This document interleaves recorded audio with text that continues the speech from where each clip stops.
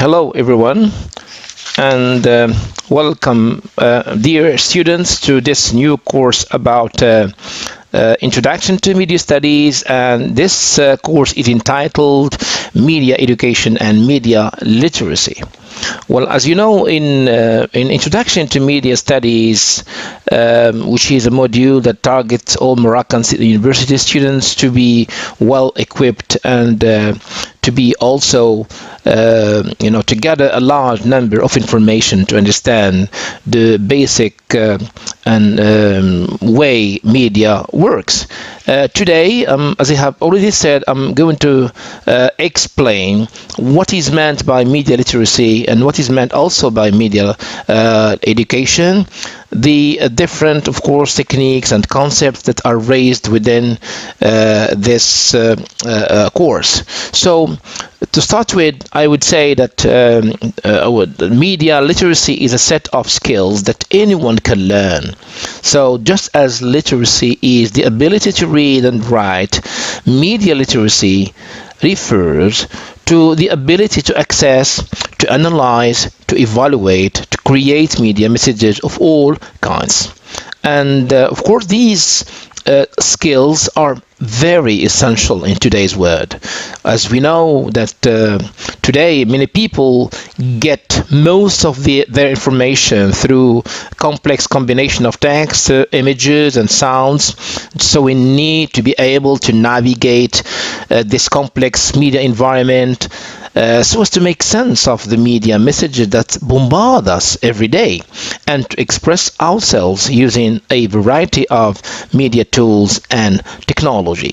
So the first point in my presentation, in this audio, I think, is to explain more media literacy. So, a media literate person is somebody who is able to decipher, and I put the light on the word able, to decipher the complex messages we receive from television, from radio, newspapers, magazines, books, billboards, signs, packaging, marketing materials, video games, recorded music, the internet, and other forms of media. They can understand how these media messages are constructed and discover how they create meaning, especially when this meaning is most of the time hidden beneath the surface. People who are media literate can also create their own media, becoming not passive users, but I would say they become active users or participant in the creation of what we call in the media studies, the media culture. Now, these are some skills that people should develop in order to be media literate. And I think just we have number of skills. To cite just a few, I would explain 9, I think, the type of skills. Number 1, understand how media messages create meaning. Number 2, identify who created a particular media message.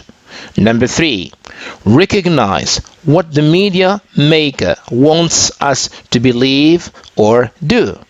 Number 3, name the tools of persuasion used.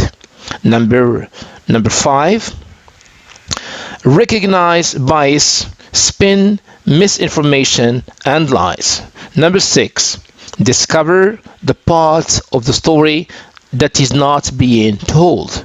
Number 7, evaluate media messages based on our own experiences, beliefs, and values. Number 8, create and distribute our own media messages. Number 9, become advocates for a change in our media system. So these are generally the major skills that any person should develop in order to be qualified as a media literate. Now, what about media education? So media education in general helps people develop a critical thing and have active participation in the creation of media culture. But of course, here when we talk about critical thinking, I am referring to what we call in the world of media as the HOTS. It's high order thinking skills. Because of those HOTS, people can manage to empower themselves because they can have the ability to analyze, to evaluate, and create media. Media education in general, though the standards may not be used, in the term in our case in Morocco, but of course, students in the world of education like to examine and talk about their own media because they have found that media literacy is an engaging way to explore a wide array of topics and issues. And today, I think we are talking about various platforms of education, including Moodle, like called computer-assisted language learning, computer-assisted language teaching in general. So, in the community of researchers, in the world of I would say of education. Practitioners recognize that media literacy education is an important tool in addressing very important issues for example, drug issues, obesity, eating disorders, bullying, violence, gender identity, and sexuality, racism. Okay, these are different topics. In general, I would say that media education is one way or another that helps us develop various I would say abilities for developing life skills. So media literacy skills can empower people and can empower communities usually shut out of the media system to tell their own stories. They can have the ability, of course, to share their perspectives and work for justice. In our public life, media education or literacy education helps people understand how media create cultures and how the media monopoly works in the hands of giant corporations that control media in our societies today.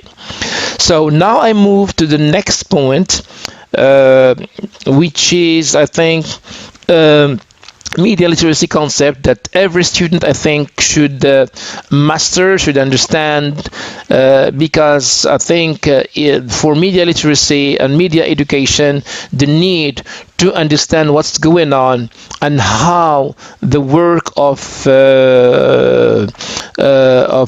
various media content is constructed is something very important and crucial to develop this literacy that I am talking about. And I will start here. We have 10 major concepts that the student should know and understand. So these are the basics, I think. So first, number one, media construct our culture, and this is number one. Media construct our culture. So we know that our society today and our culture, even our perception of reality, is no longer handed over from one person to another person, okay, face to face communication, but rather it is shaped by the information and images we receive via the media. A few generations ago, our culture's storytellers were people, direct people, and we so often get information, knowledge, ideas, everything from our families, from friends, from peers in our communities and friends. So, but for many people today, the most powerful storytellers are television, movies, music, video games, and nowadays internet, and especially Web 2.0 apps, especially social networkings like Facebook, like Twitter, like Instagram, like many apps. Number two, media messages affect our thoughts and attitudes and actions. This is the concept number two that you have to learn. And this explains a concept that is raised by McLuhan: the medium is the message. Of course, it also explains what we know about media determinism. So what do we mean by media determinism? It is that media determines our thought. It's an extreme version explaining that media shapes our ideas and shapes our thoughts, because we don't like to admit it, but all of us, I think, are affected by advertising. We are affected by news. We are affected by movies, pop music, video games, heroes, protagonists in films. We so often imitate, and other forms of media. This is why I would say that media are such a powerful cultural force, and not only cultural force but cultural industry. This is where we construct, or we construct a culture. This is as some scholars like Douglas Kerner, in his famous book Media and Culture Studies, said that media is the purveyor of culture. Number three, media use the language of persuasion. Of course, without persuasion, people cannot espouse and cannot even endorse those media ideas, media messages. Because above all, media messages try to persuade us to believe or to do something. Not only to believe, it means to endorse ideas, but of course to push you to adopt an opinion or to change your attitude about something. And this sounds clear in the news, documentary films, and non-fiction books that claim to be telling the truth. Of course, advertising tries to get us to buy the product, whereas novels and TV dramas go to great length to appear realistic.